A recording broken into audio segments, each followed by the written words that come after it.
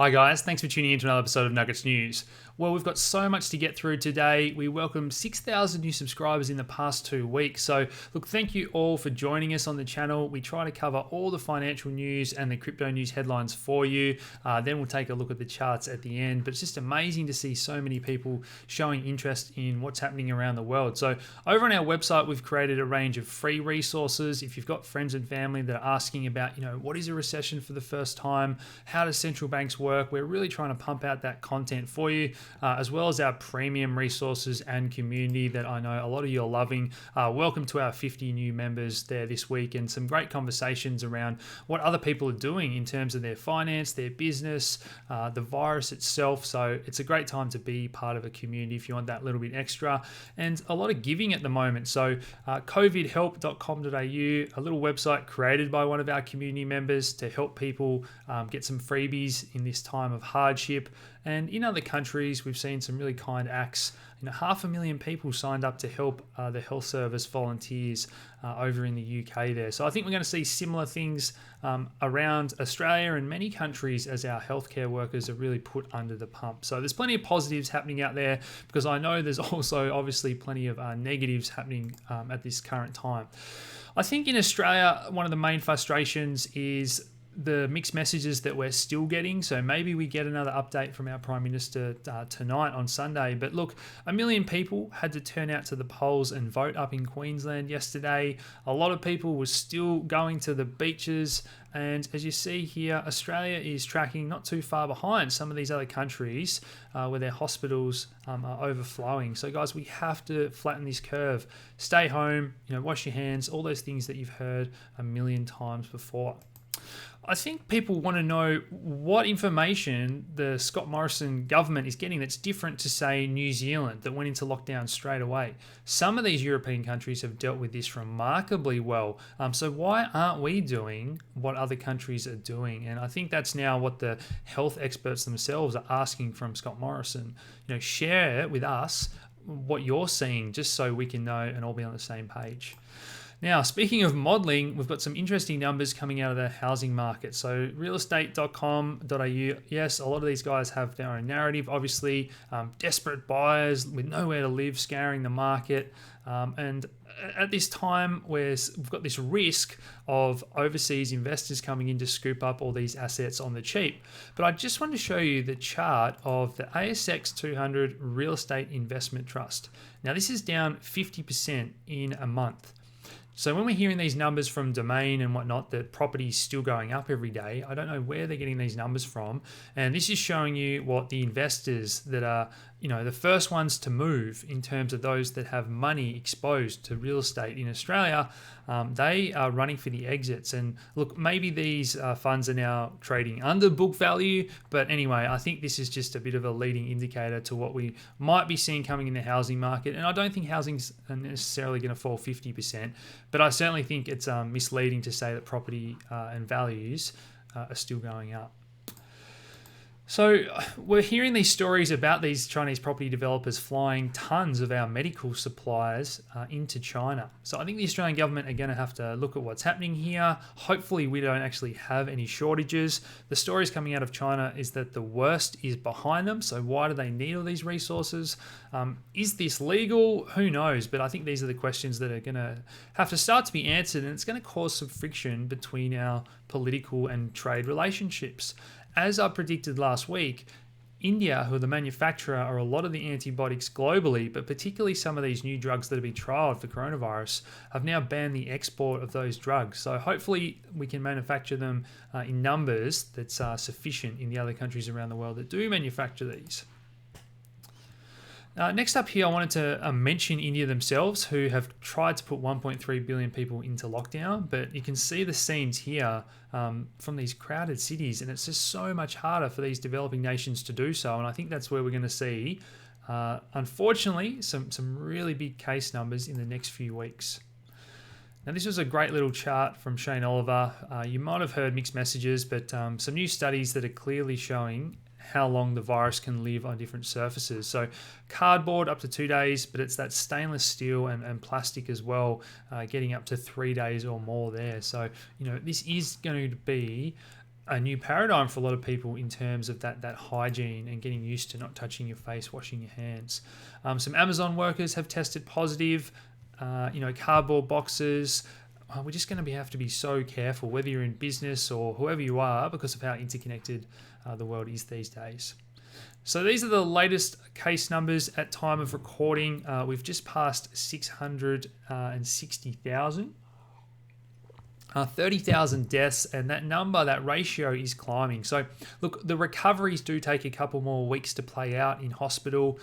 So we hope that number goes down.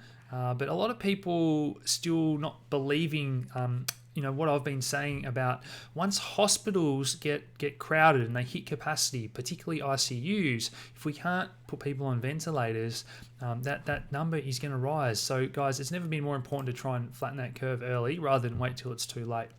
Hopefully we can do more testing soon. We've got these game-changing tests. We've heard of these 5-minute tests. Some 45-minute home tests also coming to Australia and around the globe soon. So look, the smartest minds are working on all sorts of cool technology, but the more you test, the better idea you've got of what's happening in your country. Another way that governments are tracking what's going on is using big data. I touched on this last week, but this is where people are worried and the conspiracies are coming out about, look, they're not going to give these powers back when this is all over. And I certainly think that is something to be worried about.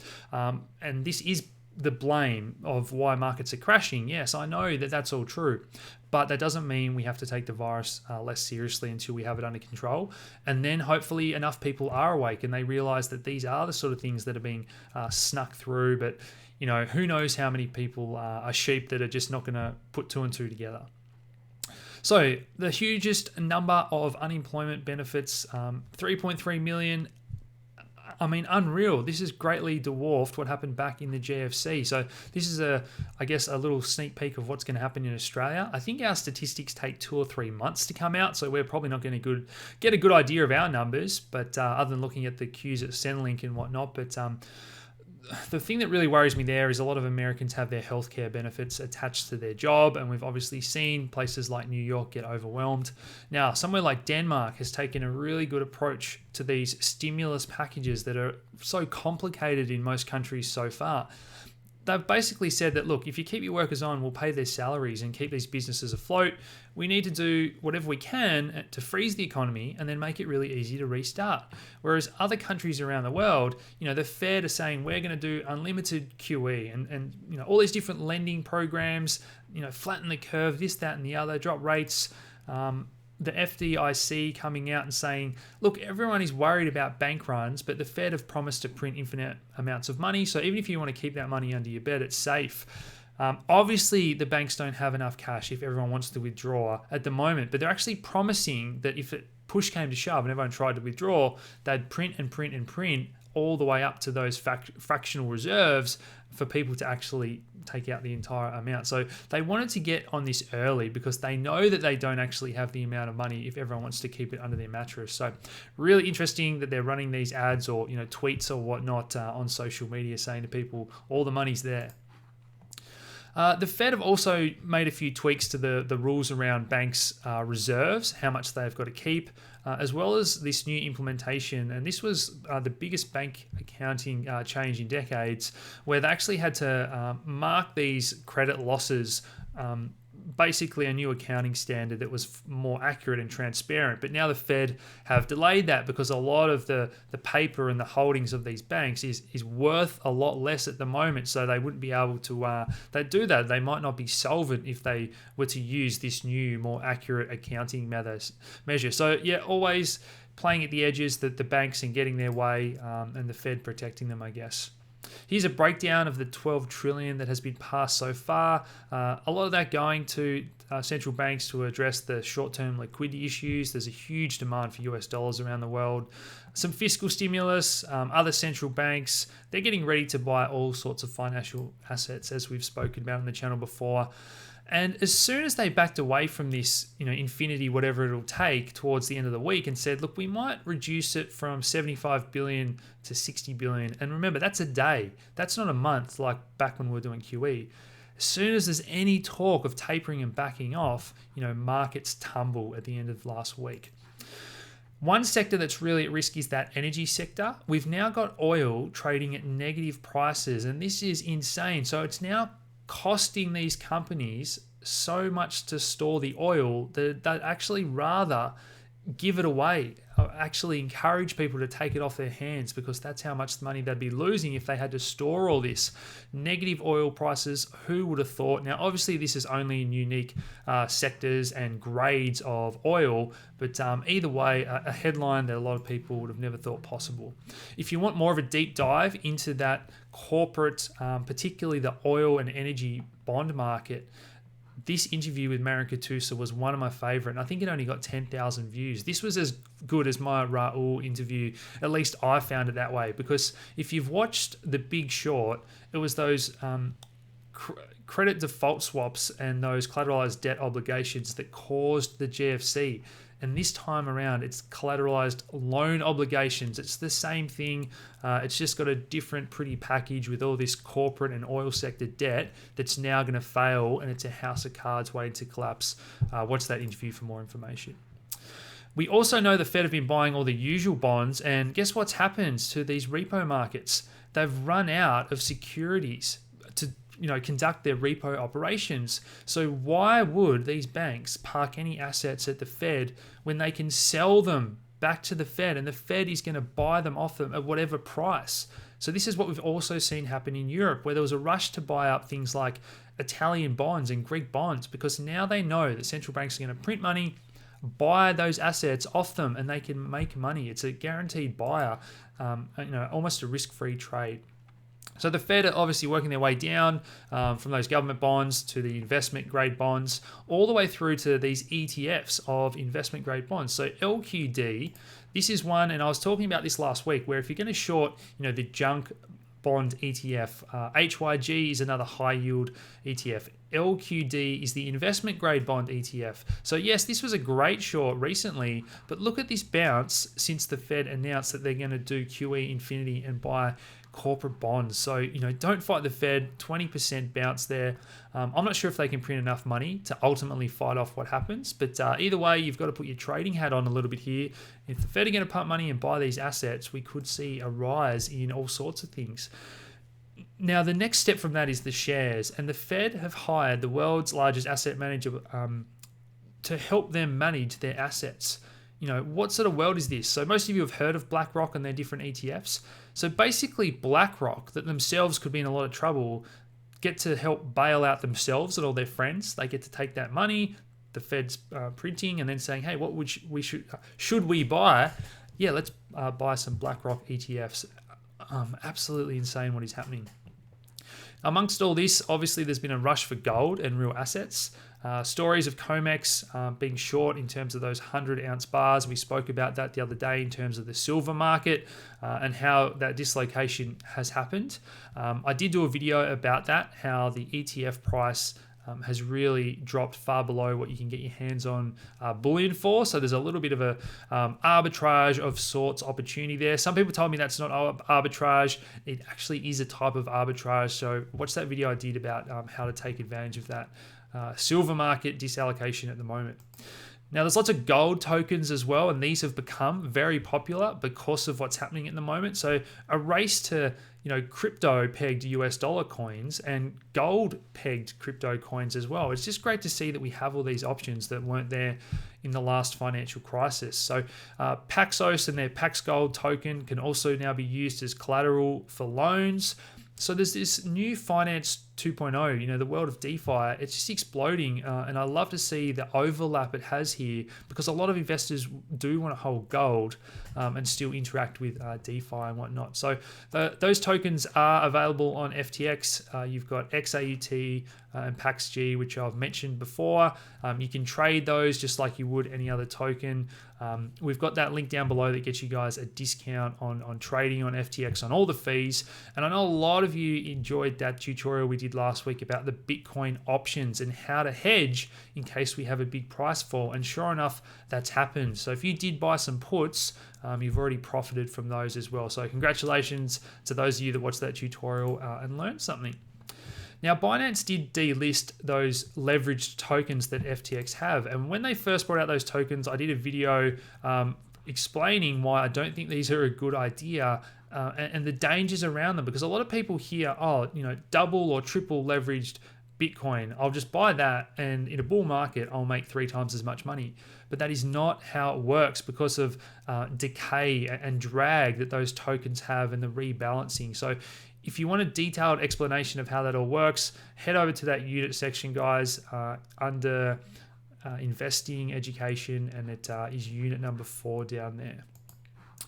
Now, thanks to our sponsor, New Brighton Capital, I know that you guys are loving what is going on in terms of being able to manage your own self-managed super. And even if you can't, we've got a lot of questions coming in about super funds and being able to access that at the moment if you've lost your job. So yes, we do plan on having Mike on the channel to take all your questions. We're also going to get Adrian back on because it's tax time again soon. Wow, oh, wow. I mean, those of you that are taking the time to learn about financial markets and what's going on, I really hope you are appreciating putting all these pieces together. And even if you haven't necessarily made a lot of money so far, these are just those lifelong lessons that I know a lot of you are enjoying either way. So the ASX, they have pushed back their plans to launch their distributed ledger. They want to get all the stock trading on a blockchain, but look, now's not the time with all this market volatility to be playing around with new systems, so they have delayed that there.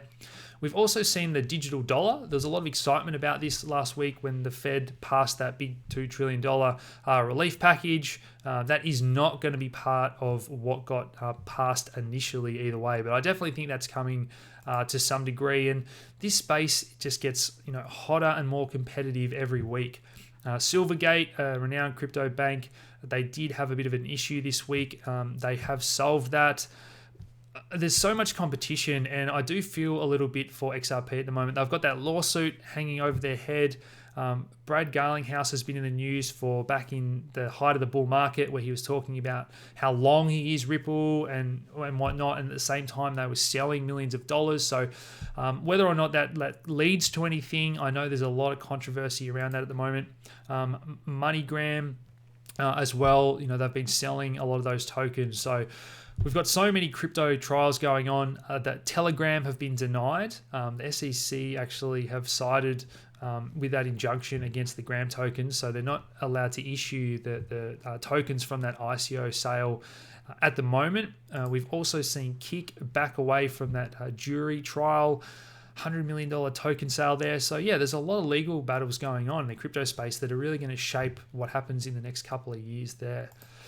MoneyGram, as I mentioned before, the thing that frustrates me here is that the narrative is that MoneyGram are getting these tokens to build liquidity, and that's essential if you want to have all these transfers going around the globe.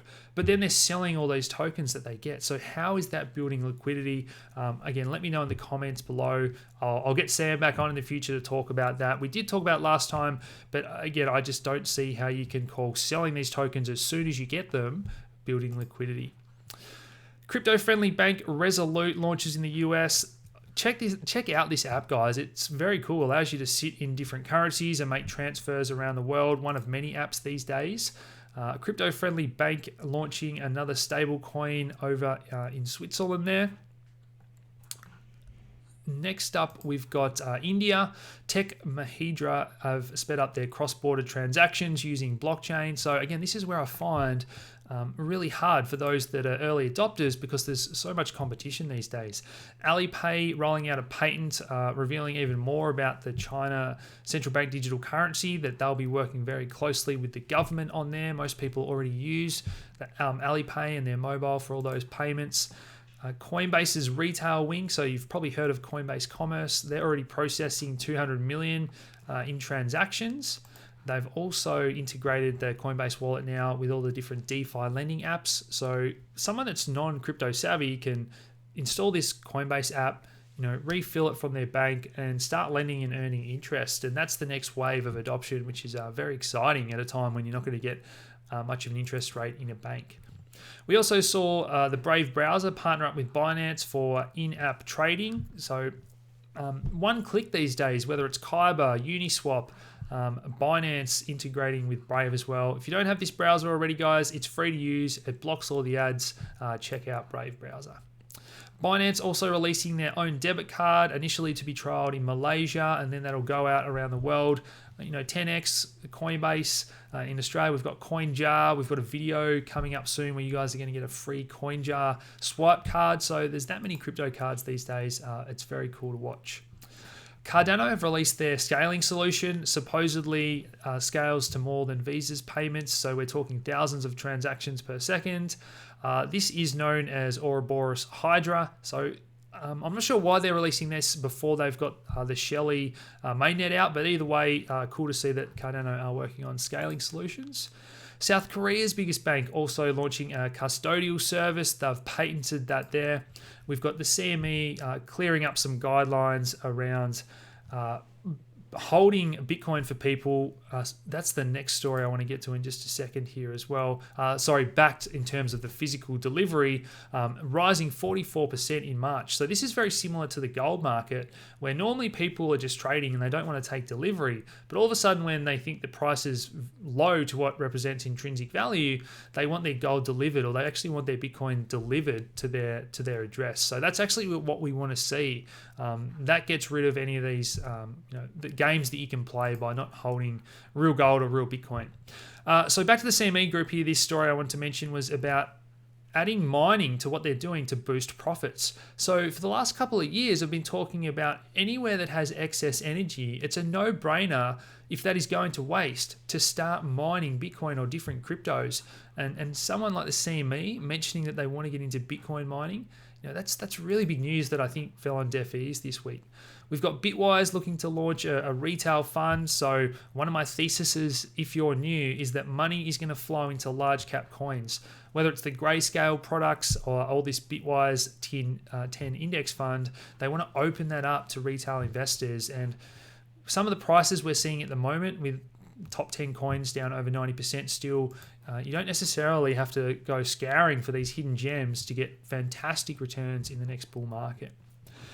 So Block 1 have absorbed EOS New York. Now, these guys were top 3 or 4 block producer for EOS, and that's one thing that really frustrates me from the outside looking in, watching some of these block producers that were really there for the community side of things, no longer actually being able to afford to operate because of the way the voting is working. And a lot of the exchanges are still, I believe, gaming the system to some degree, and a lot of the Chinese block producers. So if you're from the EOS community, let me know what you think about that down below. But kind of sad to see someone like EOS New York going out of business or being absorbed by Block 1 themselves.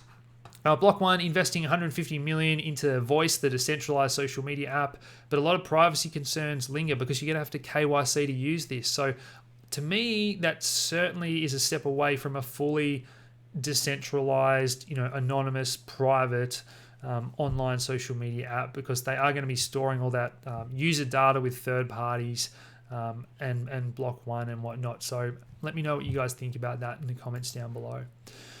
Maker have decentralized their governance. That MKR token now has more, a value or power in terms of what you can do to make decisions. A lot of the community members and team hold a lot of Maker tokens, so they're still going to have a say, but it's a step in the right direction to fully decentralizing Maker. And I think the DAI stablecoin is my favorite and the most important in the ecosystem at the moment because of how integrated it is with everything.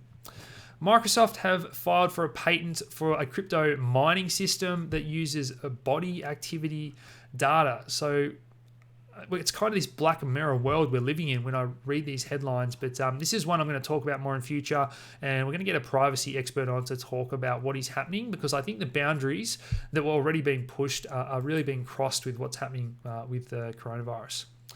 Now, Bitcoin, the hash rate, we've had a big fall lately, 45%. It was a 16% difficulty adjustment the other day. So hopefully that equals out. We've got our monthly crypto mining episode coming out next week. We're going to talk about that in more detail, but a lot of mines are having to shut down because they're simply not profitable at this level. It does make Bitcoin slightly more vulnerable to attack. You're going to hear about those headlines, but the reality is the hash rate is still far bigger than anything else out there, and it's where it was, just months ago because of how quickly it has grown.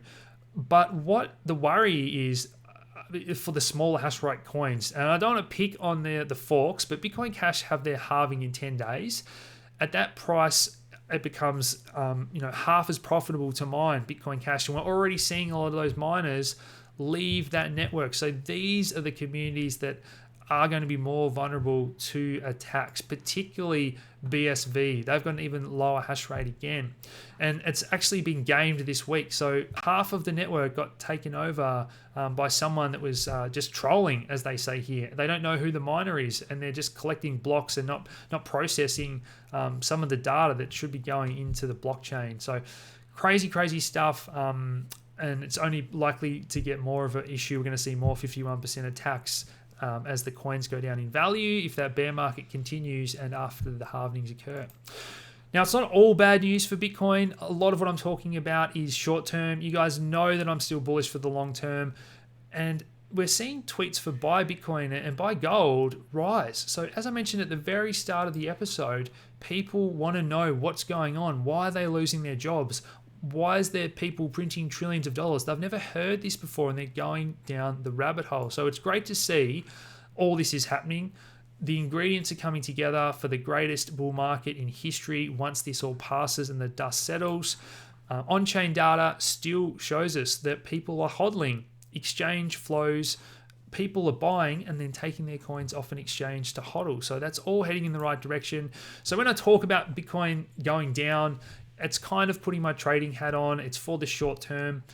I haven't sold any of my long-term coins at all, guys. I'm a hodler. I'm happy. I want to have a seat on the train when it takes off. I don't want to be late to the party.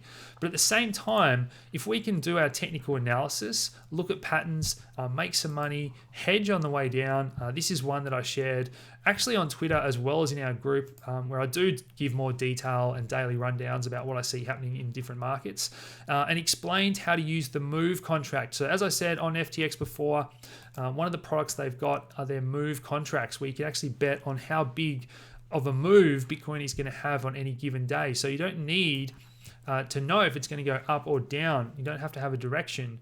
You can just bet on the move. And that was one of the best trades. I know heaps of you caught that as well. It's great to get some of those messages. Some of you want more education around that, and I will be doing that for you as well. So tying it all together, let's have a look at the Bitcoin price. It looks like we are heading lower out of this wedge. Look, the first test that I would be watching here, guys, is that 61.8%. Some of you have asked about the Bollinger Bands and moving averages. I'll do more write-ups about how they work at different times. But the Bollinger Bands, for me, are most valuable when we get to extremes, like a big sell-off here, and then we tend to mean revert a little bit, as we spoke about at the time. So that is what I'm watching now. Technically, when we have a pattern like that, we get a target down below 3,000, but there's so many people I know, whether it's Raul, Paul from Real Vision, or the big funds, people that are cashed up at the moment, that huge demand for US dollars, all those people want to push their money into assets. So whether it is the stock market, whether it's gold, and we have another liquidity crunch where gold, silver, Bitcoin, oil, and everything goes down, the Fed are going to fight this. They're going to print as much money as they can. It's going to lead to hyperinflation eventually. That is going to be so bullish for Bitcoin. But I will keep you guys up to date every day with what is happening. Head over to our website if you do want to join our group for those daily updates. Otherwise, I hope you've enjoyed that content, guys. Please hit that like button, subscribe if you haven't already, share these videos around, and I'll talk to you again soon. Cheers.